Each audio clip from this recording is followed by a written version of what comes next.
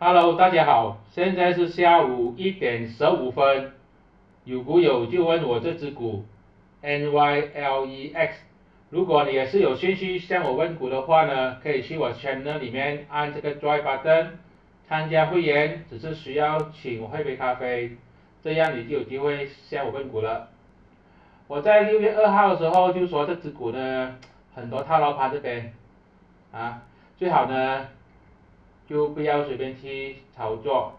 这样显然呢，它才是没有能力突破这个阻力，也就是这个回撤线0.545，也就是这个套牢盘，它正在盘整中这边。这样这个是不是回调呢？并不是啊，回调的话呢，就是还要接下来再破这个支撑，然后在某个地方时候弹上去，啊，这个叫回调。现在呢，它正在盘整中。如果它有机会突破0.545这个阻力线，我觉得也是很难去交易的，因为这边真的是很多套牢盘。如果要等它回调的话呢，最好是在这个0.43，就是再破0.47，在0.43的时候弹上去，这个是最漂亮的。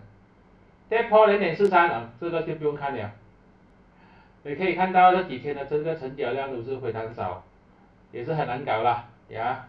这只股呢，最好还是避开它吧。这是我的个人看法，并没有任何的买卖建议。谢谢大家。